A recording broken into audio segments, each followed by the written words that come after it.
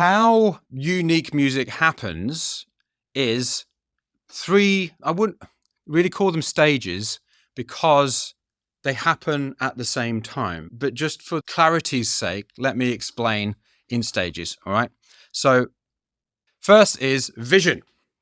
So you have an idea. Oh, I know what I want my music to sound like. Yeah. I'm really inspired by this. Yeah. So I've got this great idea in my head. So you need a vision, right? You need to know what direction you're going in. But this is the mistake that people make with vision.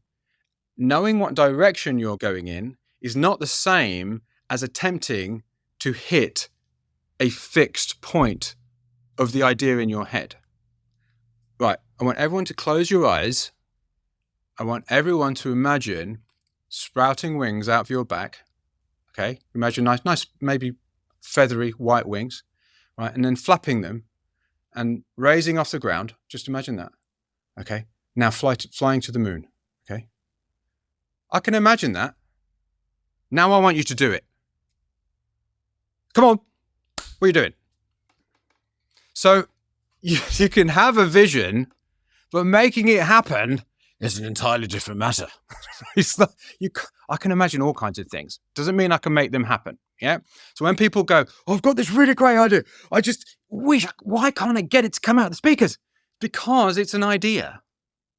Yeah. It's not reality. You need to play. If you think vision is about the idea going from your unconscious into your conscious, bing, oh, I know what I want to do.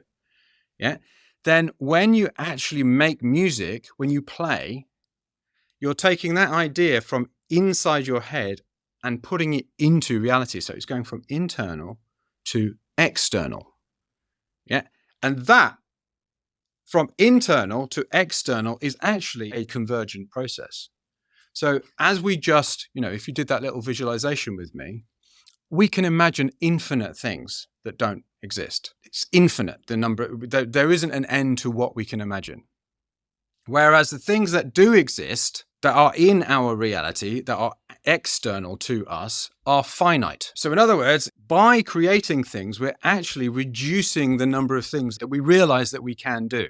This is the mistake, I think, that this lies at the root of this kind of frustration people have with the creative process itself, with actually making music, is that they believe that it's I'm a creator. I could create anything. No, that's just the vision part. When you make it a reality, that is a narrowing. You're realizing what you can't do yet. So when we play, we're finding out, we're doing experiments to figure out what is going to work and what isn't going to work in relation to our unique style. And through multiple experiments and over time, we create knowledge. Yeah, we gain more information about what is going to work, what isn't going to work. New ideas come from the play process. So the play upgrades our vision, changes our vision. And then out of those experiments comes a synthesis of all of this information and knowledge into our unique style. The reason I've got synthesis as smaller is that we're not really going to talk about this today. But the thing you want to understand is that these three are happening all the time. So it's not, right, in the first month, we're going to do vision. And then in the second month, we're going to do play. And then the third month, we're going to do synthesis. They're actually happening all the time. But they are the distinct stages of creating a unique style and, in fact, the creative process.